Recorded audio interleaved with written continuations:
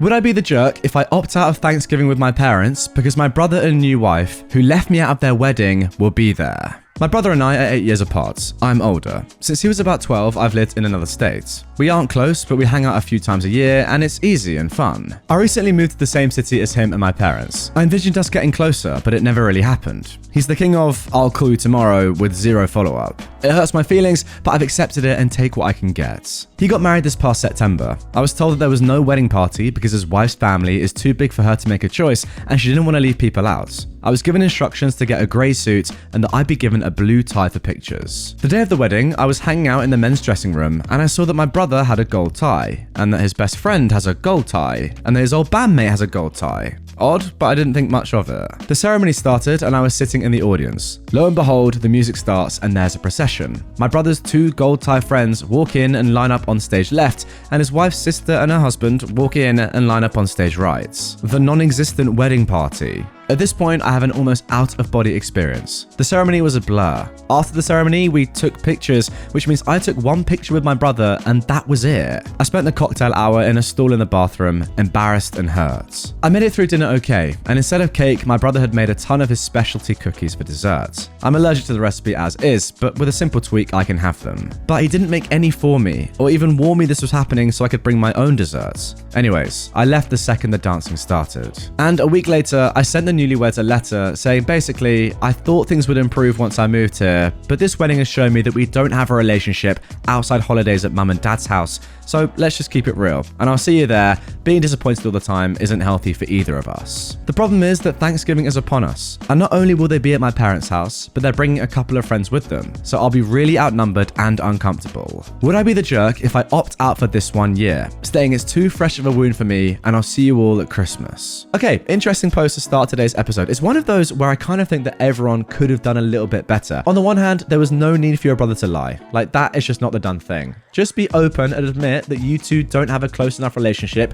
in his opinion, for you to be part of the wedding party. I think that's okay to admit. Also, you don't need to go to Thanksgiving if you feel uncomfortable. That's completely your decision as well, and yeah, I back it. If you don't want to do something because it's going to make you feel bad, don't do it. That's your decision. However, where I kind of think that you're going a little bit too far is that you just seem quite petty, right? That letter especially is just exceptionally petty. You're trying to force a relationship with your brother that it just doesn't seem to be there. And look, that's a tough thing for me to say, but his world and his wedding doesn't revolve around you, although I do think that he should have made that more clear. I mean, OP has said in the comments, which makes me feel bad, it's hard to take that your brother doesn't actually care, and the letter was more about the last 2 years of him repeatedly and blatantly blowing me off. I get that, but when it comes to it, at that point, after 2 years of trying to force something that really isn't there, I think sack it off. Now, before we get into our next story, I have a very special announcement for you. After an insane amount of demand from you guys, I'm delighted to say that I've released some limited edition Not Today Karen merch. Picture this, you're out and about in the streets and a wild Karen appears and starts confronting you. What do? Well, normally you have to talk to a witch like this. However, get one of these t-shirts or hoodies on and all you have to do is simply point to it, laugh, and walk away. How easy is that? The link is down in the description if you like what you see. Go ahead, check the stuff out. I think they'd make a great Christmas present or even just a little gift for yourself. As always, it's official stuff from the very best supplier, so the quality is unmatched and it's one of the best ways to support me and the channel. With that being said, let's carry on. Am I the jerk for refusing to help my stepsister with our house purchase and telling her and my stepfather that it's because of how they treated me as a child? I am a 29-year-old woman. When I was about 10, my mum married my stepfather. I have an older brother, Luke, who was 15. My stepfather had Amy and Ada, who were 12 and 11. We didn't come from a privileged background. My mum was a minimum wage worker and my dad was absent. Our stepfather had a very good income. Their deal was that they wouldn't combine finances and they would each contribute equally to the household, and then each takes care of their children with their spare money. So my mum never had anything for us, and my stepfather was spending big on his kids. This included holidays, which Luke and I were excluded from. My stepfather would pay for mum, but not us. Luke and I also shared a room, even though Amy and Ada had their own rooms, and we had a guest room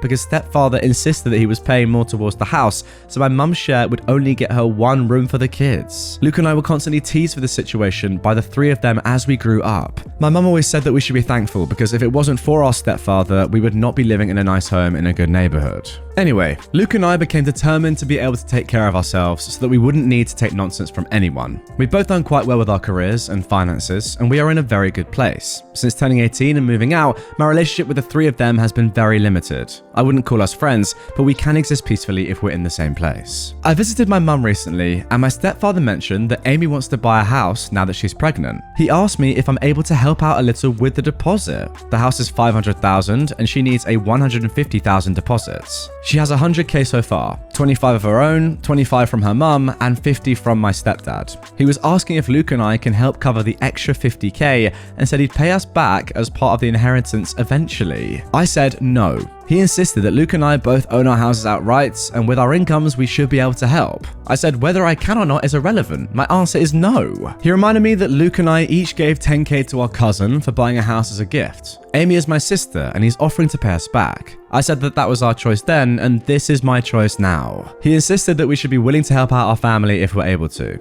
I replied back, like how you helped me and Luke when we were kids. Everyone just went quiet when I said this. After a while, he said if we went back in time, he'd have done things differently, treated all four of us equally. I said that's good of you, but it doesn't make you entitled to my money now. He said he knows he's not entitled, that is why he's asking and promising to pay it back.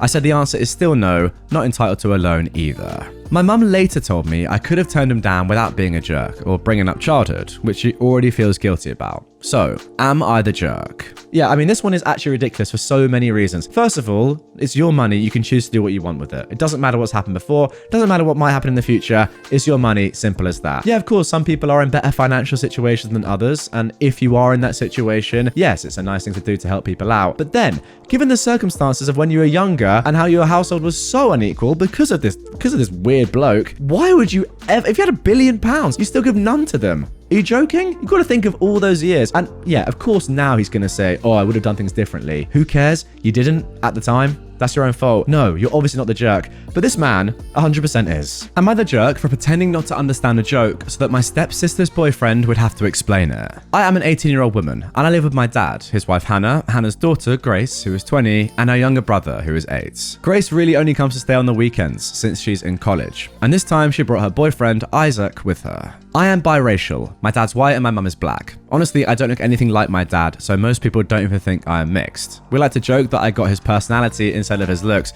Wow, I feel like I'm reading a story about myself. People tend to say offhanded stuff to me about how I don't look the way they think I'm supposed to. I'm kind of used to it, especially since my dad ended up married to a woman that is also white. So like every time I'm with them, it obviously looks like I'm the odd one out. I'm not afraid to correct people, but sometimes that gets exhausting and I'll just play dumb instead. Grace and I had planned to get lunch together, and her boyfriend Isaac ended up coming along with us. She wants him and I to get to know each other better since she really likes him, so I figured that's why she brought him. While we were having lunch, my mum's side of the family was brought up. And then Isaac said that it must have been a shock to my dad, at least for me to end up so dark, since most mixed kids are lighter in complexion than I am. But then he said that at least I ended up with good hair, so I didn't lose out completely. Grace didn't speak up and say anything to him about it, so I pretended not to understand what he meant and asked what was so good about my hair and what it was he thought I was losing out on anyway. He got flustered and said, well, you know, most girls with your skin tone have curlier hair. So then I asked why he thought my hair was good just because it wasn't that curly. He said he felt it just looked nicer. So I asked why he thought that textured hair didn't look just as nice. He kept blubbering out excuses and digging the hole even deeper for himself,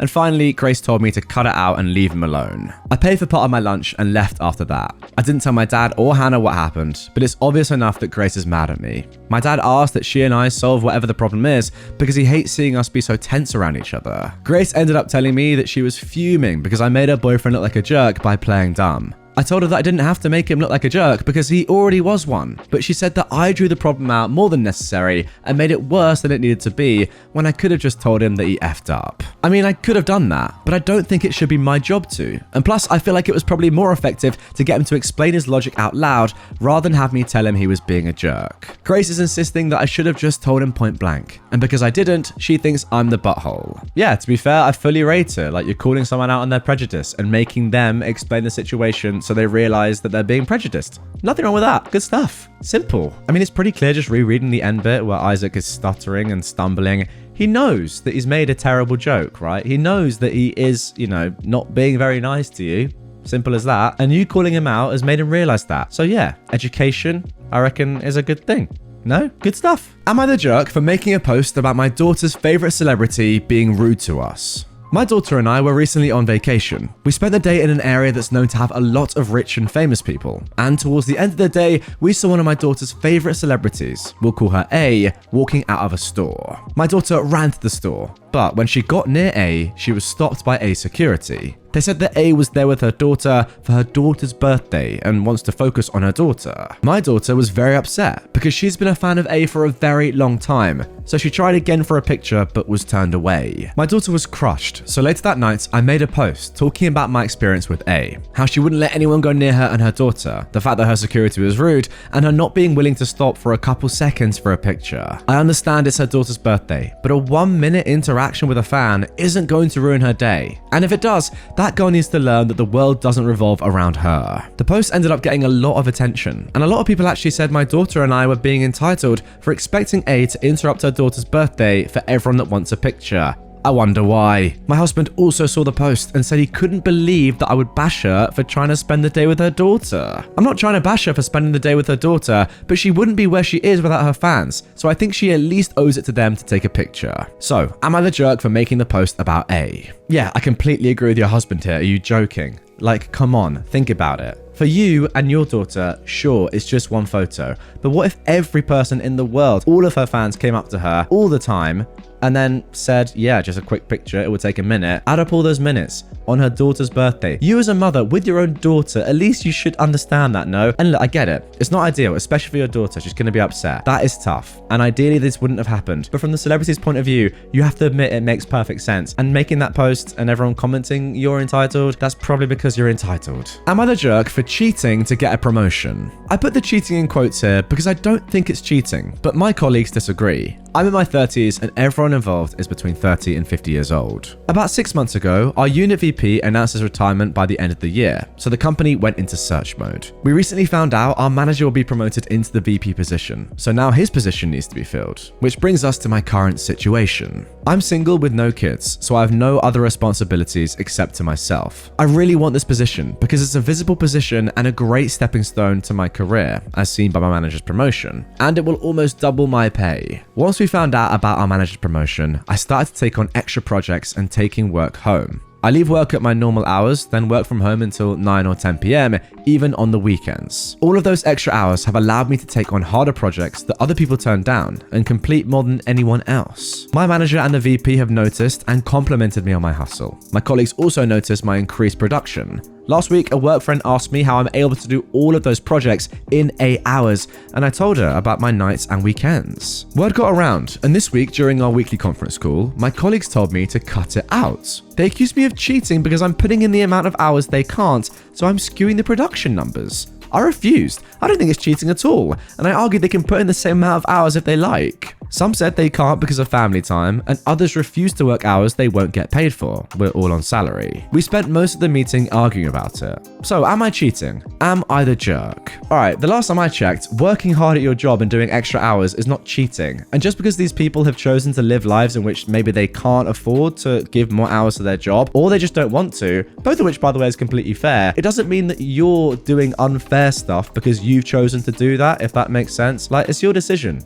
Obviously, it's not cheating. Absolutely ridiculous. And if anything, your work ethic would suggest that you deserve the promotion. Good stuff. Am I the jerk for not doing anything for Christmas this year and making my husband livid? So, I'm a stay-at-home mum with 3 kids. My husband works full-time and gets an okay salary, but he's tightened the grip on spending for the past 4 months to be able to save up to go and watch the football event overseas. He's literally obsessed with anything to do with football. He said he rarely ever gets to do what he wants, and so I didn't want to judge him since it's his money really. We discussed plans for Christmas, and he told me to handle everything since he won't be back until December the 20th. Okay, so he must be at the World Cup. For those of you that don't know, that is currently happening in Qatar. He told me he'd put aside money for Christmas decorations, food, gifts, kids' needs, etc. The money in total, though, was $100. I was completely shocked. I told him $100 for an entire family's Christmas celebration was obviously not enough. He shrugged, saying it's all he's got, but I pointed out how he's paying for his friends and his girlfriend's travel expenses. He told me to just take it, but I said that if he decided to leave me with just $100, then I won't be doing anything for Christmas,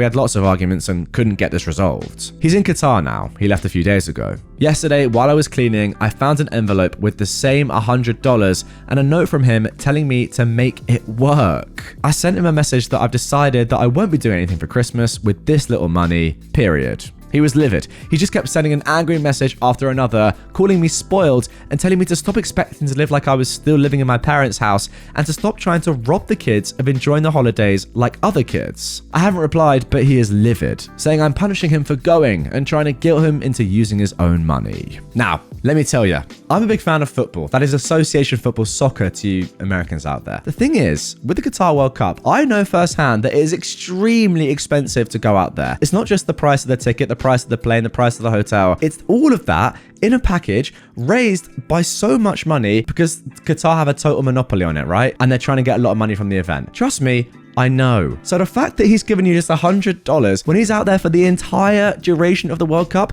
which by the way is a month, so he's there for over a month. I don't know how many games he's going to, probably a lot. There are how many in total? 48? Might have even been more. 64? I think there are 64 games in total. That rings a bell. I don't know how many he's going to, but he's putting a lot of money into this adventure. Fair play if you can do that, but not then to leave you with $100 to do the entirety of Christmas and then say, make it work. No.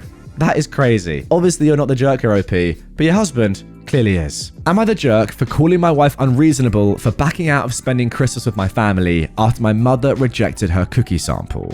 Context. For every holiday, my mother would ask the women in the family, my sisters, sister-in-law, my wife, my female cousins, to send samples of the desserts they plan to bring to the celebration for testing, and to see if these desserts could make it to the food menu. My wife has been complaining about my mother deliberately rejecting every dessert sample she sends. So many times my mother has told her that she's being honest and keeping the guest's best interests at heart, yet my wife still thought that my mother is deliberately excluding her, since 2 of her dessert samples were rejected before. For this year's Christmas, my mother is doing the same thing, but this time she told every woman who was participating to make a cookie sample and send it to her for testing. My wife took it as a challenge, and to be honest, she worked really hard to make a good sample and sent it to my mother days ago, and the results came in just yesterday. I came home from work and I found my wife upset. I asked what's wrong, and she told me that my mother rejected the sample she sent and decided to exclude her baking from the food list or menu for Christmas this year. I didn't know what to say, but she then told me she was backing out of the invitation to attend Christmas with my family. I was stunned when I heard her make this statement. I tried to talk to her, but she said it was done. I called her unreasonable to decide to bail on the whole family over some cookie sample. That's just freaking crazy and quite unreasonable. We had a full-on argument about it, and she stated that my mother caused this, but I told her that my mother is pretty serious and careful about the food she offers the guests, since we're going to have relatives coming from all sides of the country. She told me to stop mentioning it. Later, I heard her crying, despite telling her that her baking is amazing and people have preferences, that's all. So, am I the jerk for insisting that her decision was unreasonable? Wow, and looks like we're ending today's episode with a jerk. Yeah, I mean, what are you talking about? If you yourself are admitting that they are very nice, and look, she's putting in a lot of time and effort and still just being banished. Actually, to be fair, it doesn't even matter if they're nice or not. It's just not a nice thing, is it? To tell somebody, no, we're not having your dessert here, but everyone else is allowed. Like, it's weird. I mean, the whole thing's weird in the first place. Why is she sampling and testing your desserts? That is not a normal thing to do, right? Usually, family members come and bring their own stuff, and you're just happy that they would contribute in some way. You wouldn't taste test it like it's some gourmet menu. Come on. Like, it's just Christmas meal. It's not that deep. Anyway, that's going to do it for this one. Let me know your thoughts on that one down below if you are watching on YouTube. If you're new to the channel and you want more Am I the Jerk content right away, subscribe. Just do it. Follow me, because I post it a lot. See you very soon with some more.